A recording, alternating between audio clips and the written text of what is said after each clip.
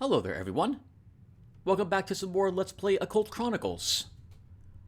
In the last episode, Sarah Anawa was busy completing additional quests, and arrived at the boxing ring to challenge the ghosts to various boxing matches to further increase her statistics.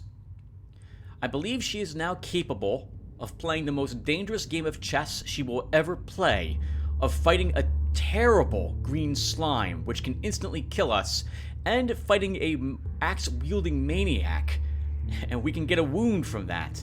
But we're going to make an attempt to do all of that in this episode. We've been kind of delaying these challenges until our stats were a little higher. I think they're now high enough that we should be able to win these. Or at least maybe circumvent some of the losses we take by choosing one of the talismans that will show up if we fail these challenges. On that note, by the way, when it comes to equipment and talismans, we picked up another wands set talisman, I believe, the last episode, which is very helpful, considering that I have no real way to increase our wands through our skill cards. We grabbed the haunted armor as well, which is always very nice for +1 more swords stat. We have the black heart, which should now save us in case we suffer a game over because our sanity was reduced to 0. This will be consumed and we'll go back to 5 sanity, letting us continue for this a little longer. Alright, well, let's get started. And I think we should start by playing a game of chess versus death. Now again, this could end up being... Oh, well, first we have a class 1 haunting. The haunting manifests itself as a dim ball of light. It has no sense of its previous life or existence. It wanders hopelessly lost. You should exercise caution. These haunts cannot be reasoned with, and they can be lethal if disturbed. So our getter is slightly worse than destroy the ghost, so I guess we will continue to use psychic powers. So the big difference here, besides, by the way, just the one target number being lower for psychic challenges, is that I don't have the option to use our dagger or our heroic feats if I choose the psychic option. So maybe we do want getter. Yeah, you know what? Let's getter instead. Getter. That's the plan. That's the whole plan. Getter. Okay. We have a single face card in our hand. It's a King of Swords. Let's flip over a card and see what we're looking at. Okay, let's try casting a spell. Shrivel Flesh.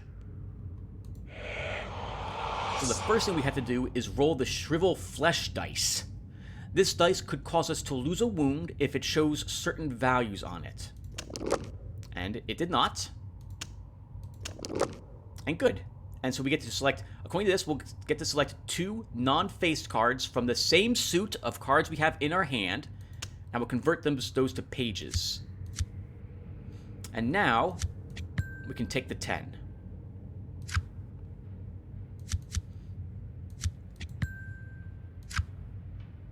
I have no way to do anything about the queen, so we'll just give her an ace. And we've won the match. Wow, not a single sword showed up. So our king was useless in our hand. Still, we won. And I think our pages let us win, actually. If we hadn't done this, actually, we would have gotten 2 points from this. We would have been 4 points lower. Okay, so we still would have won by 1 point. But I think we made good use of our spell here. You got her good. No one's going to believe how you did it, and you aren't sure you are either. Oh. Okay. Got ourselves limbered up for a game of chess. We could perhaps easily destroy the Spectre, but I would like to play chess against it instead. I believe we have... Defeating it... Actually, you know, I don't think I've ever tried to destroy the apparition. I'm wondering if you actually can. Because to my knowledge, this is actually Death who's sitting across from us. Like, the actual Not an apparition of death per se, but actual death. Alright, well, let's play chess. So it's a lore perception, so nothing's going to help me against it here. I have no cards that could be beneficial. By that, I mean, I have nothing in my inventory that will help me. Let's give it a try. You decide to play along for now and take a seat. You make the first move. Please don't give me all number cards here. Alright, this is an acceptable hand. We have a queen, a page, and a knight. I'm a little worried about the Page of Pentacles, because it's the only card I have, so the first Pentacles card we reveal, he's got to be placed on it. An Ace of Cups. We have a 5 of Cups to place on you. A 9 of Wands. Our Queen can be used. And we've won the challenge. We will play the Knight, because now that I've won, and we're running out of... I want more points over our 6 so we can draw more cards. Oh, glad to see the King was not early on down here. How I flipped over the cards. Oh, we didn't even get to use our Page of Pentacles. No Pentacles was here. 7 points over. I think that's going to be 5 cards. 5 or 6 cards. You play like an inspired madman, and soon the apparition's king is lying on its side. It bows to you, and then disappears. I love playing this death in chess. He's very honorable about this. And if you lose... No, he doesn't kill you outright just because you lost, but there's a chance that, again, that an instant death card shows up there. Now, we have a chance to get, I believe, Arcana cards from this.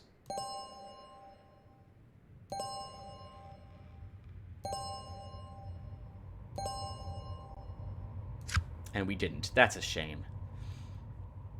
Okay, so what we really earned from this was 1 point of experience. The energy is somewhat useful. We can't take the courage because I don't have any cards that need it. Oh, what a waste. Oh well, that's it. Let's keep going. Let's keep going.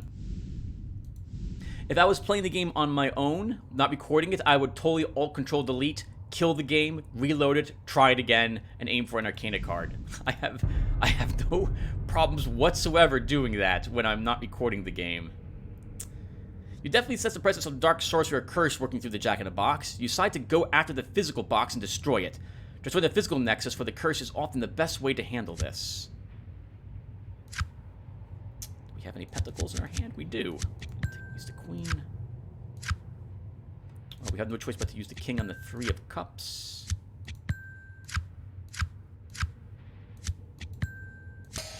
You tear the box apart in no time. It fights back with a strange type of sorcery that resides in its howling laugh, but it is no match for you.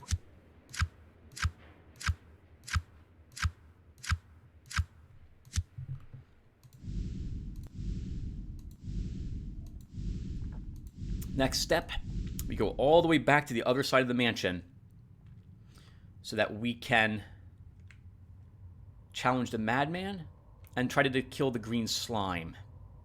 I guess we should go for the green slime first. Let's just get that over with, because if it kills us, I'd rather that happen early on. Another such creature, if you play this game that is similar to this thing, would be the gelatinous cube waiting for you down in the basement levels.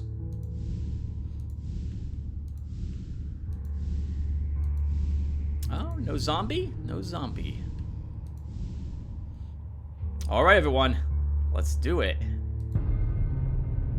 You thought that the last of these Lab 257 experiments had been hunted down and destroyed. It seems that you were wrong. You try to recall the warnings from the briefings. The creature will try and suffocate you by enveloping you in its amorphous sliming tissues. So normally, you can only attack the green ooze. I added this as an option, to freeze it. And I think we might as well try it to see if I got this option correct, if it's working properly. Freeze the green ooze. These things are incredibly tough and are known to be able to regenerate damaged tissue unless they're frozen. Granted, there's a great deal of ooze here, but you're confident you can put this thing on ice. It's a sorcery and a combat, so we actually will be able to use my dagger here. So I see the Page of Swords. That's very nice to know it's here. Maybe there's a knight here, though, so I'm not going to use the queen immediately. I also see a 2 of cups. And I have the means to take that 2 and the page. Just the queen and the page will let me win this challenge, so I am not worried about this. An 8. Let's use our page here. Flip this, and now use our 4.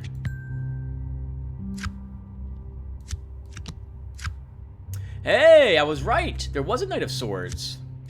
We'll take that. Let's see if we can get lucky with our trench knife. We did not. Darn it. It's not really worth using the flintlocks yet. And I don't need the other 2 points. The creature's overconfidence proves its undoing. It attempts to engulf you from all directions. When it does so, you cast an ice nova centered around yourself and catch every inch of the creature in it. You smile to yourself. Overconfidence can be a slow and insidious killer.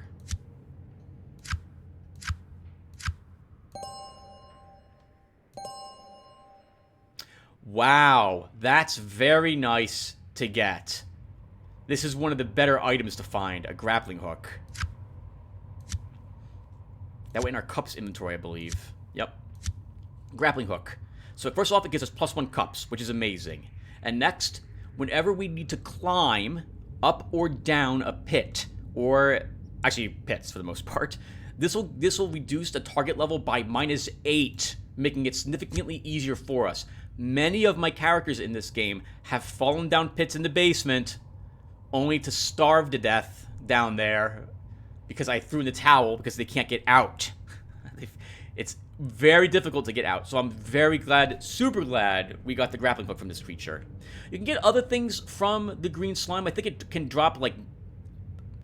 Well, I think its loot pool is items from the cups inventory type.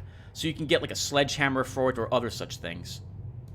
Alright, nice. And that opens up this area. I'm still not confident enough to run across the plank to get over here quickly, so we'll just double back around here to fight the axe-wielding madman. Do I want to do that now? Let's do that now. Let's do all these difficult challenges now. 2 creatures of shadow swirl around you. You recognize immediately that you are dealing with a type of ghostly creature that feeds off human emotions, fear and pain being the most succulent. You can either stand firm and fight them psychically, or run and hope to fight another day. We will shadowbox them.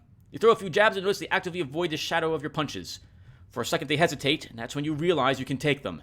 It's going to be a bit of touch and go, though, metaphorically speaking.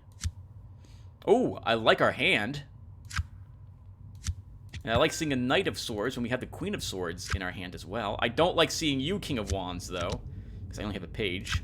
When the game automatically sorts all your cards according to suit for you from your initial hand draw. So I can tell the fact that we only had 1 page sitting in our hand, that I have no others, because we had cups and something else adjacent to those. Granted, the rest of my cards are rather low. Oh, that was dumb. I should have used the dagger. It might have targeted the 9.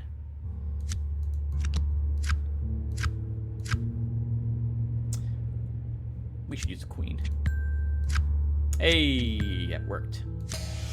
Not many people are afraid of their own shadows, let alone other... I should really reword this, let alone other people's. And this ended there, rather than this last sentence. Looks like these nightmares should have been, though. Again, everyone, I would have loved to have done some additional changes to the game, like adding additional portraits for other investigators. But alas, Adobe Director no longer exists. And that is, to my knowledge, the only thing that would have enabled me to edit some of the files that this game uses. I can pay a few $100s to have a month or two's worth of online support. Like, I think Adobe moved to a service-based model. So I can no longer buy the program. I have to instead pay to use the program for a limited amount of time. And I hate them for it. We have 6 experience points. Cups is up a point. Let's now take that bone of cups. Now, realistically, there was no real reason for me to take that bone of cups. Most of the heroic feats, to my knowledge, they all use either cups or swords. Again, I think the exception is for mental heroic feats. Things like quick thinking or what have you. In which case, I think those are wands or cups. But cups, I think, is always an optional bone to have for these for heroic feats. I don't know why it was designed that way, but that's just the way it works.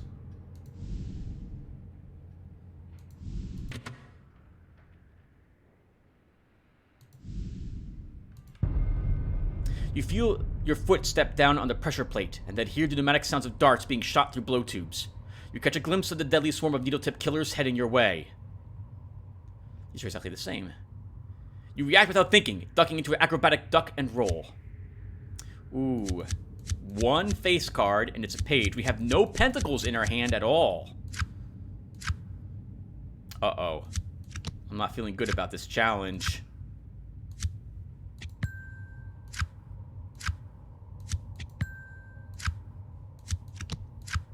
We won. Barely. Oh, wow, that was close. You tumble away from the curtain of darts and emerge unscathed. I don't think I like my selecting the same cards over and over again. This is the first time I'm ever doing it. I just want to see if it's more effective or less effective, and I think it's been less effective. Holy encounters, there are quite a few here. You think that you hear someone whistling at first. The gloom seems to part, and you encounter a figure engaged in a task of some sort. It's dressed in clothes from a previous era. As you come closer... Sorry, looking at the phone, see what time it is. As you come closer, you realize that you are in the presence of something supernatural. The figure is transparent and seems to glide here and there as if floating on air. No matter how many times you see something like this, it's always a bit of a shock. Your touch with the supernatural threatens to chip away at your sanity. You calm your mind and resist the terror that wishes to overwhelm you.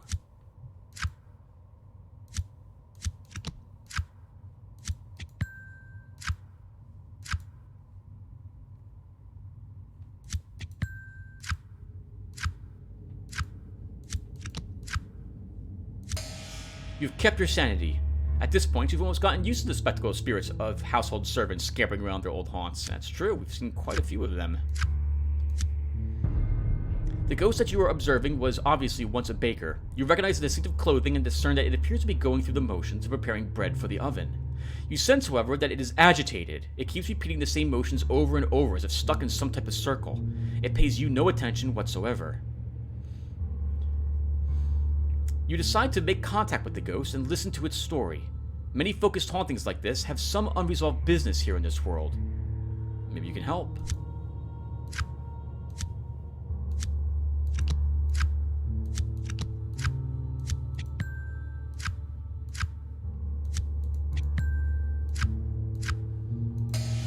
You enter a trance and psychically reach out to the ghost. As you suspected, the ghost is caught in a psychokinetic rut of a sorts. It's not fully aware of this, but it seems eager to talk. I haven't any time for you, shouts the ghostly baker. Unless, of course, you can get my oven working again. It's wandered off somewhere, but I need it cleaned and fast. It's time to make the donuts. The ghostly baker pays you no more heed and goes back to his endless preparations. You need to find this oven and clean it. For all you youngins who weren't around in the 80s and/or early 90s, Time to Make the Donuts was from a commercial for Dunkin' Donuts, a donut chain here in America. It's overseas too. I'm assuming it was. Hello, locked secret door. You've discovered a secret wooden door. It blends in almost seamlessly with the wall, but your keen senses were still able to detect it. Finding it is one thing. Figuring out how to open it is another. It looks sturdy, but with a little effort, you might be able to kick or shoulder your way through. Secret doors aren't supposed to be sturdy, just hard to find after all.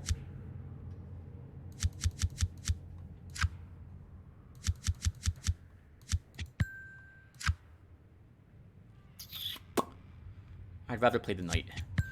If I'm going to have to use a knight or a 10 of wands, I'm a little worried if I don't play the knight. We're going to see a queen or king up here. The knight was also my only face card, so I'm not going to be able... If I see another face card up here, we should just move on. And by move on, what do you mean, Tim? I mean, give it any card I've got, so I can flip over more cards. Ah, see? Although, to be fair, we would have flipped the ace first, so we still would have gotten to use my Knight of Wands. You batter down the door. So much for being a secret. The way lies open now. I think this is probably the staircase down, would be my guess. And it is. Let's pop downstairs quickly, just to get this on the map. That way, if I somehow find myself down in the basement, I will know what I'm aiming towards to get out of the place. You stop dead in your tracks when you see it. A large 19th century oven is shambling across the floor in front of you. It seems to rock back and forth, and you hear the loud scrapes that it makes as it hobbles forward. A sudden chill shoots down your spine as you realize that you are confronting something otherworldly here. You flinch in horror as a face seems to materialize and turn its attention to you. Haunted furniture and you never get along very well. Your eyes wide in disbelief as the possessed oven turns to meet your gaze. You must fight to keep your sanity.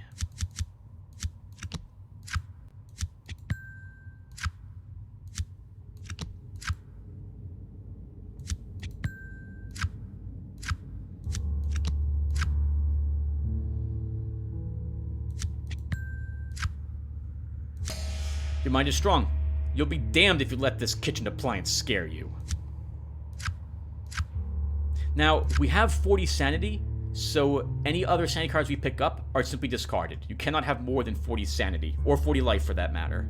I don't think there's a limit on how high your stats can go, although maybe it's 40, but you will never get that high to my knowledge. The possessed oven seems to rock back and forth as it sizes you up. It sounds like my washing machine in the other room. I constantly when I go and check on it, it's rocking back and forth, trying to walk across the floor. You could swear you hear screams from souls trapped within the oven, roasting in agony. Yeah, it sounds like the washer when it goes on dry mode. This creature is the product of a sorcery or curse of unfathomable evil. Yeah, my what sounds pretty much like my washer machine here. I have a fancy, like, other country, not American, washing machine. I say that because it uses osmosis. It uses like cold water to help super dry the clothes. It like draws the moisture out of them that way. And it's a front loader that both washes and dries the clothes within it. It's dark sorcery. It's the only way I can describe it. So we have to beat this thing for the ghost in the other room, and it's probably in our best interest to use sorcery against it. You decide to unleash your sorceress power on this diabolical contraption. You've had success in the past dispelling such creatures by simply overwhelming their defenses. It's time to turn this one up to 11. Okay, so this is really useful because I see the King of Swords up here, and I have a Queen of Swords, so we don't want to select that card. Let's hope we can get another Swords card up here somewhere. Now that was nice. The Queen of Pentacles showed up, and we had the King for that. You won the battle. The oven is scorched and melting in places. Whatever spirit possessed it is now gone.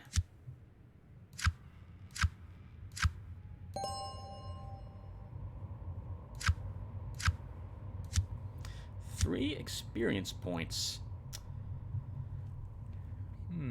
Let's grab another evade. Oh, we can take another talisman edge. Oh, wow.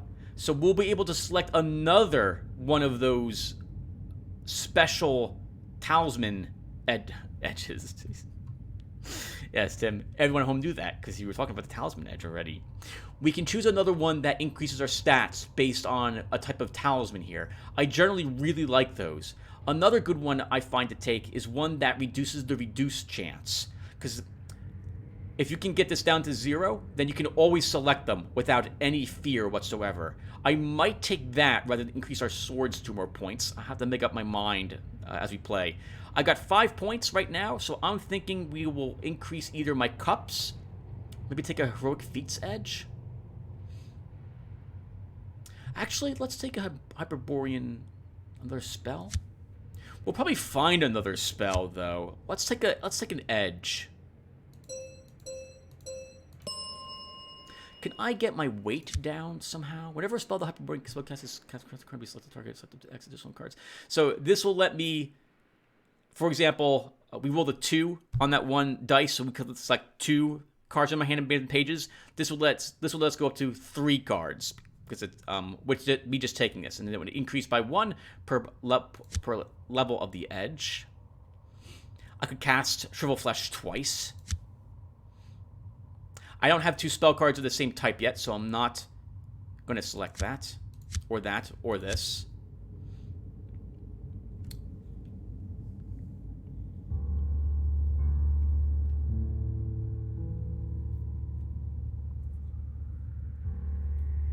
This doesn't help me because Shrivel Flesh is rather a unique spell. It makes number cards immediately into pages. Hyperborean Magist would let me, if I could increase a card by a number of points by rolling a dice, like I select a 8 and then I roll a 4, that would bring it up to a, I think, 9, 10 page a night. If I had Hyperborean Magist at rank 2, but I'm not. We don't have any spell that does that sort of thing yet, so no.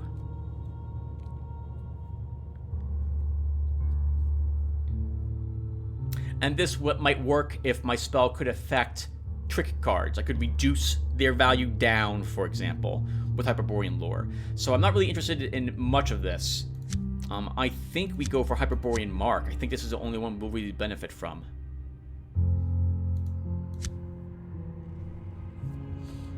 We have another point. Let's begin working on an edge, I think, for heroic feats. Oh, you know what? I think there's a feat which lowers the amount of ammo whenever you fire a weapon by X. We might be able to make it so our flintlock doesn't actually require any bullets to fire. You decide to tell the ghostly beggar that his oven is now clean and ready for use. Maybe this will put him at peace. You cleaned it, you say? Well, that's great news. I'll make sure you get a little something if there's any donuts are left over. Without a word, the ghostly baker vanishes.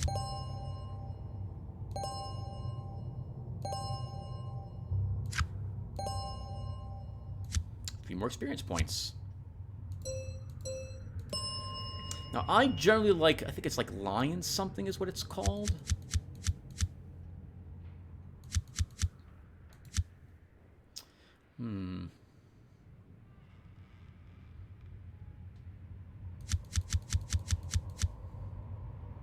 I don't see here. Oh, yeah, here it is. I'm sorry, Braveheart. I said Lion Braveheart. Okay. I like Braveheart. The courage cost of the first heroic feat used in any challenge is reduced by X, down to a minimum of 0, where X is the level of the edge. I very much like this because it allows me to use my heroic feats very repeatedly without worrying about courage costs.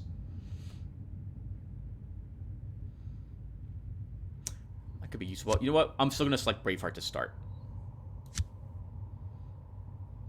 Nice. And how much does our heroic feats cost for courage? 2 or 3. So taking that edge, now it's 1 or 2. And this is either 0 or 1 for critical hit. So we'll probably start using critical hit a great deal. Yeah, and Braveheart can be leveled only twice. So critical hit can be reduced to absolutely 0 courage, guaranteed. And this one will be 0 or 1, assuming I can find another edge upgrade and put it in Braveheart. And it just occurs to me, I wanted to go back and fight the mad axe wielder, and I totally did not do so. Let's go and do that. We'll wait on all these other challenges until afterwards. Another group of cultist guardians. A group of cultists emerge from the shadows. They seem to be exceptionally stealthy. They must be scouts or guardians of some organized group that has taken up residence here. This group looks particularly dangerous. They seem well-trained, well-armed, by the look of them, well-organized. You can't tell exactly how many of them there are, as they move in a tight formation to hide their numbers. They may look like the cultist version of ninjas, but they're obviously human, so they will die all the same.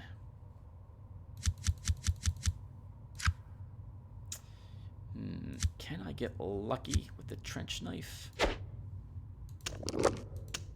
We did! Hey, we got a 6 from it. Of all the cards to select, it selected the one I was really hoping it would. Because we win ties when it comes to taking cards.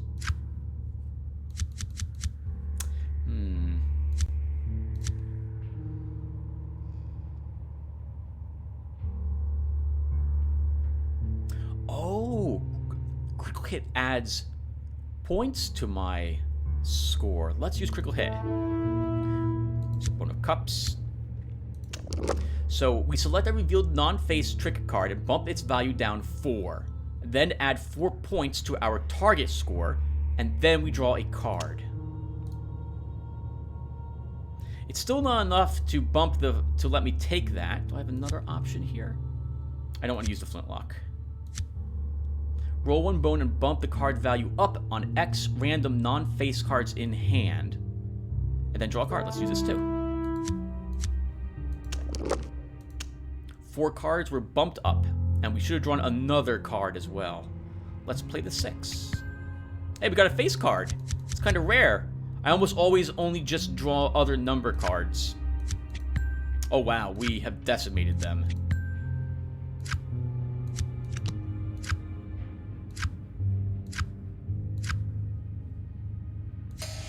You won the battle. The cultist bodies lie strewn across the floor.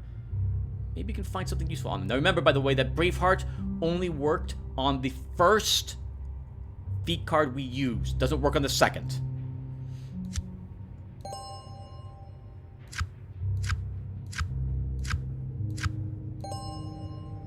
Bullets that don't do anything for me. So you know, critical hit didn't lose a single point of courage, but we did lose 2 on Whirlwind. Yeah, sorry everyone, I forgot all about the axe-wielding madman. We want the chance to get an axe. We're going all the way over here. The axe will give us +1 more swords for just owning it. I guess we're like dual-wielding. Axe in the main hand, dagger in the offhand. Assuming we can get one from him. Now this is still going to be really tough. In fact, I'm going to main menu. Because we've been doing rather well as well so far this episode.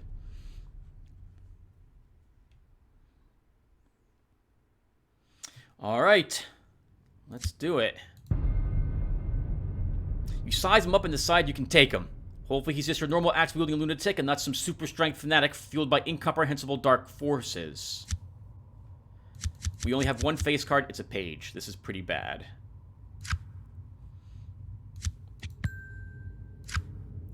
Okay, that's a queen. There's nothing I can do about her. So I have to use our page on her. Oh no, this is looking really bad. We won. Unfortunately, the target, we're not going to get very high number at all over this, so we're not going to draw very many cards. I don't think we'll get the axe. You make crazy work of that lunatic, and his axe doesn't even touch you. Yep, nothing. Okay, screw you, game. Okay, that's the second time this has happened, everyone. I'll be back. I need to go look at the random encounters because something's wrong. Actually, I guess let's keep playing. We'll wrap this up, and I'll take a look at the game files and see what's messing up about that one encounter. That script error, again, is being caused because I have modded my game, and I'm pretty sure that a random encounter is messing up somehow. We've seen, the ones that we have seen so far are good. Those ones aren't wrong. So it's one we haven't seen yet. So that would be either the cultists with guns messing up. I think maybe like the skeleton showing up. I think there's only 2 random encounters we haven't seen with Sarah Anawa. It's probably the cultists. So I'll take a look at them and see which one of them is wrong. And fix it.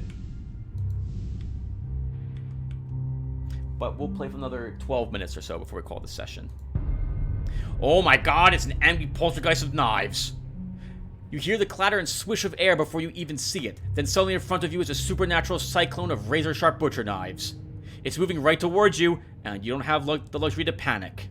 But we're gonna have to see if we can resist the panic anyway.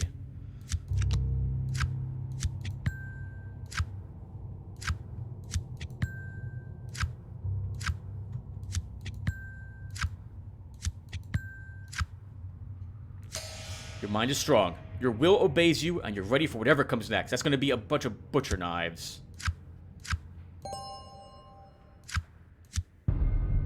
You know a poltergeist when you see it, and this one is armed, dangerous, and mad. So normally you can only engage it in a psychic duel. I added using sorcery against it.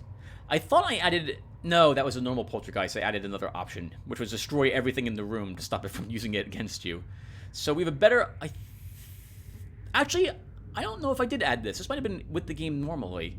So let's use sorcery against it. Although we get less tricks and draw, I will be able to use we'll be able to use our scrying to see 2 cards, and I always have the option to use shriveled flesh. You decide to unleash your energy on this thing and destroy it utterly. So I see the Queen of Wands. I have nothing to deal with her. And a 4 of Pentacles, which we also don't have a card for. So both of those are nice to know they're there. Okay, we're going to cast Shrivel Flesh.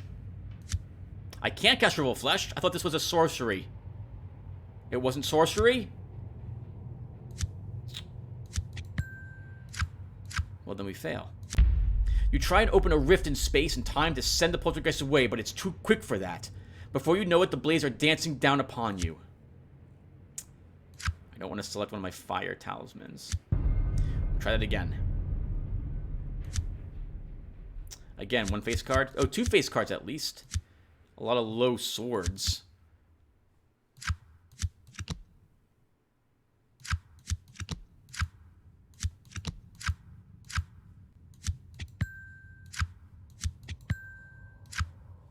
Wow, screw you, game. 2 kings up here.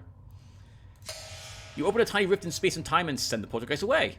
You hear it scream like the air leaving a balloon as it's sucked out of our dimension and into another. And Earth Pentacles. We have 2 of those now as well? 2 Earths? No. Okay. So, we now have 6 Pentacles. 6 Talismans. I called it another Pentacles, didn't I? A talisman. For crying out loud, Tim. Listen to what you're saying. You're not making any sense. So we picked up another talisman, everyone. That gives us 6 total. If we pick up another, we have to choose which one to get rid of if we want to keep the new one. You look down and see a large knife resting on a wooden surface. Blood has pooled around it, and there are several pieces of stubby flesh scattered around it as well. Suddenly, you see 2 pale eyes reflected on the surface of the blade. No, not reflected, but rather projected from someplace inside the blade. You recoil in terror from the vision. The eyes seem to pierce through you to your very soul. They mask a dark and powerful evil will. You shudder and force yourself to resist it. You can feel it probing your psychic defenses.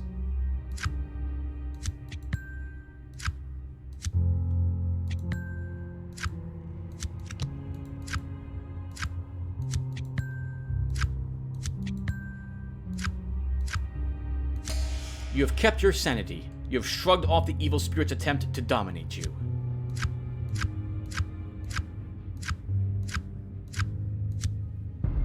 You gaze down at the knife, but try to keep your gaze from locking on to the mesmerizing eyes within the blade. You feel an oppressive presence in the room with you. The knife radiates pure evil. You resolve to approach the artifact with caution, and wonder how many throats this thing has slit. So, ironically enough, if you do try to master the knife... Oh, I'm sorry, this is possessing it. That's right, use sorcery to dispel it. So if there's an option to try to grab the knife, and you don't get a knife as a reward for it. That seems so weird. But in any case, we're just going to flee, because this is part of a quest, and we don't have that quest yet.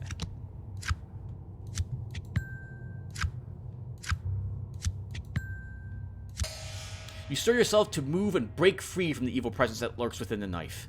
With one last final mental push, you turn and run. Never select a card from such an encounter. This must be the... Well, this doesn't have to be Tim, but I suspect that's the butler. Another one of you. Another haunting. Well, we'll use sorcery again. That's right. Oh, no, we won't use sorcery again. Tim, you're using your psychic talents. And you don't have any good cards whatsoever for this. And you don't have any pentacles either, so I think we're losing this badly.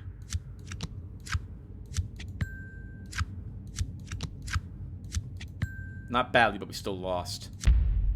You engage in a psychic duel with the ghost. It overwhelms your psychic defenses and tries to get into your mind. We do need to be careful. You can get some pretty... I think at this point, fighting a random encounter with the amount of high stats we have, and at 40 sanity, we can actually pick up like a... again, I don't know what they're called, but we can get a permanent reduction to one of our stats if we're super unlucky here. So let's get her instead. We'll use all my cards. Only a 1, so that wasn't so useful. It's just the first card.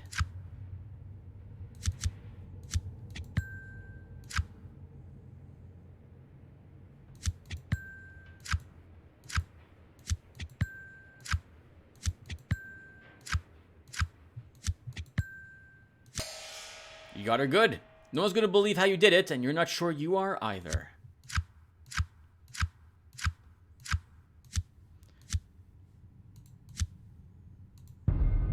Oh, the refrigerator. Forgot all about this. You come across an odd sight for this house, and that is saying something. Before you sits a 1922 Kelvinator refrigeration unit.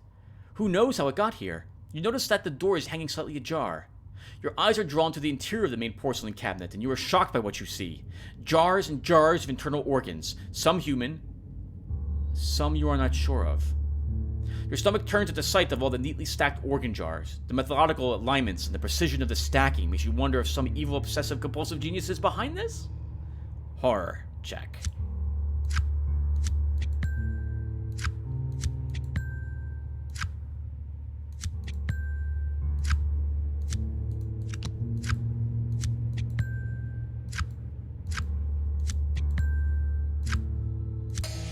Your mind is strong. You aren't going to go looking around for sandwich fixings, but the sight of the organs and tissues, many of them still moving, doesn't really faze you.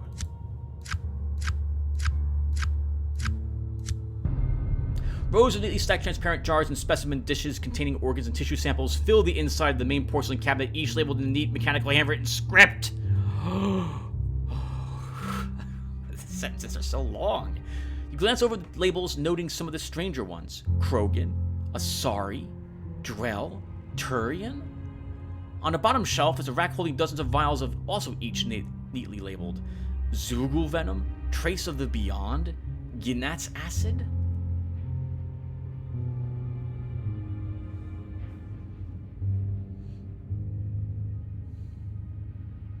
This isn't very good, either one of these. We'll try switching the labels. Find the boffin juice and then switch its label with something else to sabotage Benway's experiment.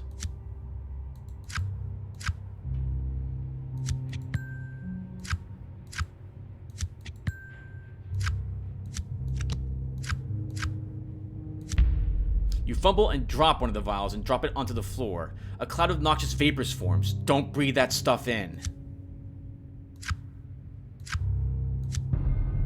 We didn't. Let's try that again.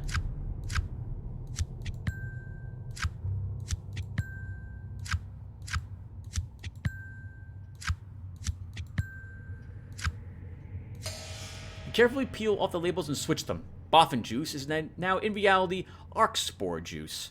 That should throw a monkey wrench into the works. Our first Arcana card. Alright, we'll take a look at that. Actually, I'm pretty sure this one's useless to us. Oh, I didn't follow my rules at all here, but it's too late. That was the World, our first Arcana card. And, what does this do? Receive one of each type of bone that you do not already possess after this card is used to take a trick. So useless. We have all the bones already. Still, it gives us something we can use to make sure we get a lot of points, or if I'm in a challenge where it's obvious I'm going to struggle to win, that gives me an out. And furthermore, since that Arcana card is useless now to us for any other purpose than that, I will not hesitate to use it if we end up in a bad situation. Where is this freak? Is this Butler? I don't think he's on the second floor. We haven't missed him yet.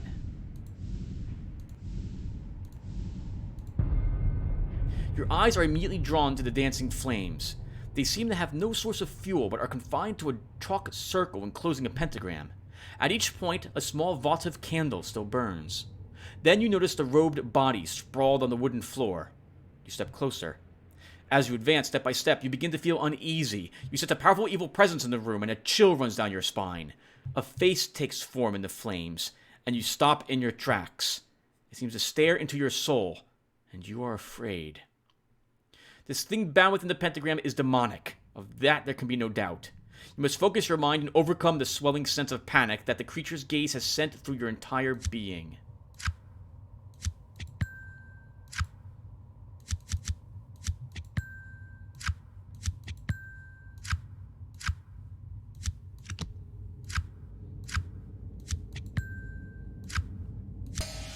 You've kept your sanity, and you break eye contact with the flaming demon. You'll know better than to look it directly in the eyes again. I didn't really care to use my king, because I don't really need to flip any of these cards for horror challenges. We're missing 1 sanity from our max total we're allowed to have. And you tend not to get anything else from horror checks. Sometimes you can get a little bit of arcane energy, but it's not very common. You've stumbled upon the scene of a demon summoning gone wrong. The power within the pentagram circle has obviously lashed out at its would-be master and killed him outright. What the hell was he doing here? Avoiding contact with the demon's fiery eyes, you examine the scene more closely. You notice that the chalk circle has been broken ever so slightly. This must be what led to the demise of the robed figure lying prostrate before you. Who knows what this poor evil soul had in mind that would compel him to consort with demons? You must tread carefully here. This must be the remains of the acolyte of which the demon in the fireplace spoke. He was obviously playing a very deadly game by trying to summon and bind these demons. The name should still be on him somewhere.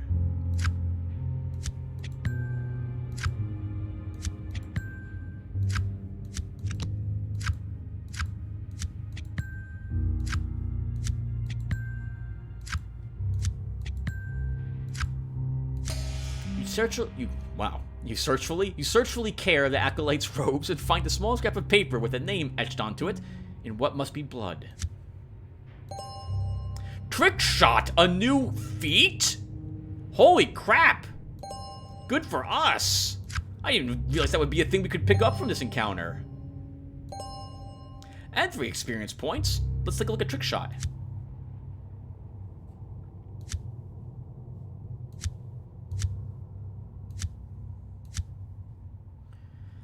So it's 1 use per challenge. We need courage to use it. It uses 1 or 2. Requires at least 1 pistol item, which we do possess, so this one can't be used with like a shotgun or something of the sort. Requires you to roll at least 1 cups or 1 swords bones. Roll 1 bone, and then select a non-faced played card, and bump its card value up plus X. Then bump the card value down on a random non-faced trick card not yet revealed, minus X, where X is the number of swords or cups rolled. Then draw a card. So this game doesn't get very many points from me for the GUI, for the control scheme, because although this tells me everything I need to know with how this works, it's so confusing. This lets me choose a card I have played, which is not a face card, and I increase it by the number I rolled. Then, from the trick cards, which are not yet flipped, one of them is chosen at random from a card that is not a face card, and its value is bumped down by the same number. Then, I get to draw a card.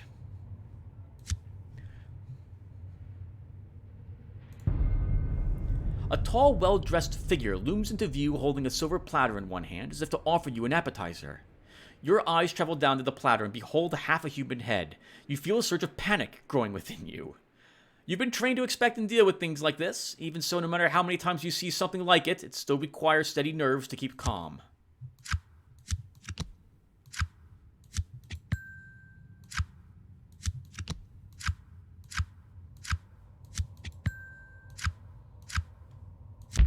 You can't keep the growing feelings of horror at bay. This encounter is definitely heading in the wrong direction. I guess we faced off against this in the incorrect manner to start. I'm not worried about this to choose one of my fire talismans. Actually, that was an earth talisman as well that showed up. Standing in front of you is the figure of what was obviously once a butler or servant. You say once because you are sure that what now confronts you is a supernatural entity of some sort. This is the most corporeal ghost that you have ever encountered. You have read of such things in Tobin's spirit guide, but you are certain that this is very unusual. You approach the butler, and his glowing eyes are fixed on you. The head on the plate suddenly stares up at you as well. "May I help you, sir?" It intones, and you are not sure if you actually heard its voice in your ears, or just in your head. Without displaying the slightest amount of unease, you inquire about dessert by telling the ghost, "Yes, my good man. The guests in the dining room are getting a little excited about their dessert. Could you head over to the kitchen and see what the problem is?" Screw you, Queen of Swords. We had the king. Hail to the king, baby. I'm sorry.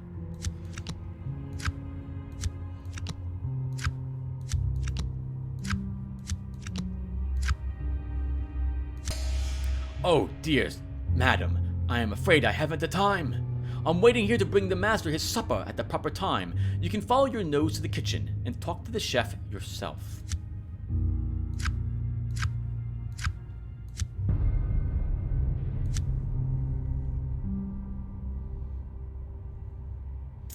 We should go to the chef in the kitchen and then return here for directions.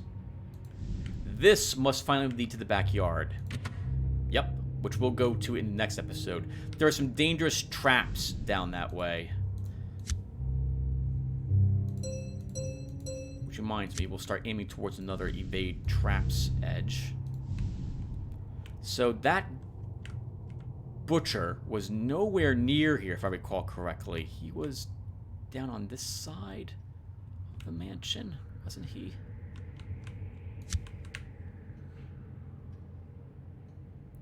Oh, maybe he wasn't. There he is. So to get there, we probably should take the attic. That's probably the quickest way to him. So let's do this. We'll finish up this quest, and then I'll call this session. Hello, zombies. We meet again, huh? Oh, let's try this one. Engage in a psychic duel? Question mark. There's not really anything left for you to duel, but you're pretty sure you can outwit this creature in some way that can kill it. The boards here look fragile. You've just got to get it to trip or fall over and then deliver a quick kick to the head. So I added this as an encounter for you to deal with the zombies. I haven't tested it in a while, so let's make sure it's going to work.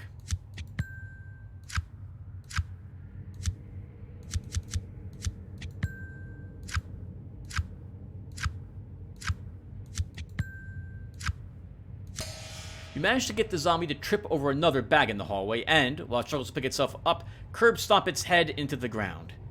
Nice work. Holy crap! What do I want now? Accidental cards are drawn. Unrevealed tricks cards. And then if we enter a card placed on the board for evade trap chances, non-face cards bumped down by X. That could be helpful. I must have a face card in my hand where X is the level of the edge. That could be helpful.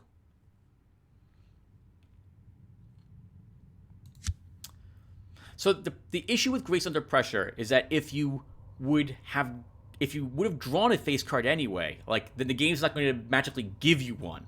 You got the face card through just normal drawing from the cards. We never get to see what we draw, like obviously from the top of the deck or what have you. Like I won't ever know that this has guaranteed me a face card or not, but it still is very useful.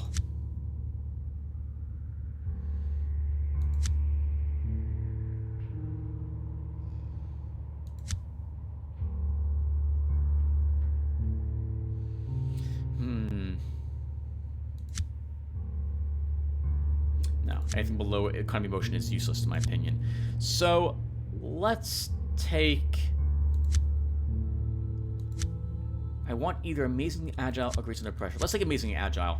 For any Evade Traps challenge, the value of any face card remaining in your hand is added to your trick-taking score if you have X or fewer face cards remaining in your hand, where X is the level of the edge. So, again, if I have a face card and we didn't play it during the challenge, I will earn points for that trick card, for that face card, if it was the only face card in my hand. I think they can be leveled twice. Yep, so this can happen up to 2 times, but I'll have to level it another time first.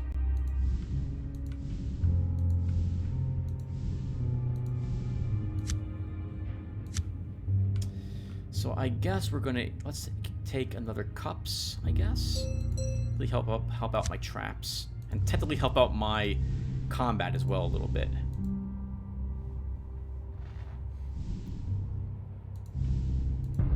ready for these yet? Oh, wow, we totally are. Let's pick the lock. You examine the... Actually, let's stop here, everyone. So we'll pick the lock and then we'll call it. You examine the lock mechanism and decide that you just might know how to finesse it open. A bunch of low cards. 3 3s and a 4. You're kidding me. Oh, but we did win the challenge, which is nice. Unfortunately, I'm not going to get a lot of card draw because my hand was so bad. Wow, screw you, game. The lock opens. You were just as talented with the lock as you thought. The mechanism clicks and you turn the knob to open the door. Yeah. You really want lots of cards for picking locks. You only get 1 attempt at them, and you want that Aura of Fortune. I hate you so much, game. Alright, everyone, so we're going to stop here. On the way... In the next episode, we'll be running around and opening all these locks in an attempt to get more Auras of Fortune to help me get better cards. I suppose while we're in the area... Did we find the quest for that? His papers? We did. So we'll return the Vishaka's papers. We'll return the child to the mother. We'll return the Arc Spore juice. We'll head back downstairs. We'll try to complete... We'll turn in this demon's request. Oh! I didn't even bargain with the other demon. I just left. So you know what? Before I forget, we're going right back to that demon to bargain with it. Sorry, everyone. Good thing I checked the quests. I hate you, zombies. Let's fight you.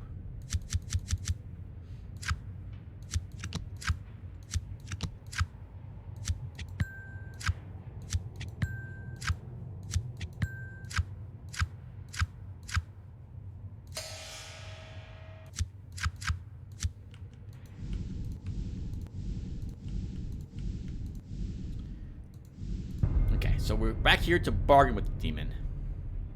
Well, they're all equal in difficulty. The game has... look at the complete the circle. The game has made this incredibly difficult by raising the cups value up to 16 on us because of how well we're doing. Holy crap.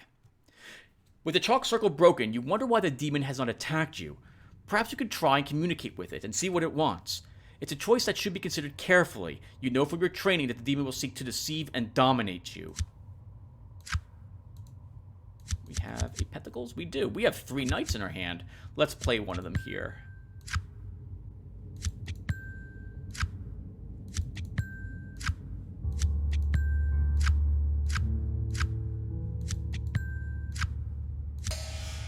Initiating the communication via the lost sign language of Chaldash, you establish contact with the demon. It claims to be a prince of hell, but you suspect it exaggerates. It wants you to do something for it, and it promises to reward you if you hold to the bargain.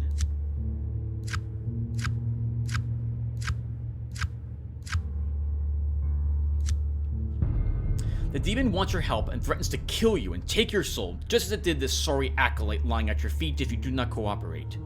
In this house is a worthless servant, and has been trapped... In this house, a worthless servant of his has been trapped in a ritual of summoning. It was bound by the acolyte to a fireplace as a crude joke. On its mantelpiece is an old slip of paper with writing on it. Bring the paper back here so that he can release his servant and punish him. If you do this, he promises a reward fitting your task. Alright everyone, so that will finally do it. Thank you guys for watching. So we defeated all the tough challenges that were on this floor, and we got a grappling hook for it. Overall, that is really good. We got our first Arcana card. Holy crap. 5 or 6 episodes in, our first one. Whew. We are almost done with the first floor. We still have not explored really any of the rooms in the second floor, except for like 2 or 3 of them. We have the attic to go to, the backyard to explore, and all the basement. So we're maybe halfway done. Assuming, of course, we don't die horrifically outside of the backyard or through something in the attic in one of the next episodes. So thank you guys for watching again, and I will see you all in the next one. Take care, everyone.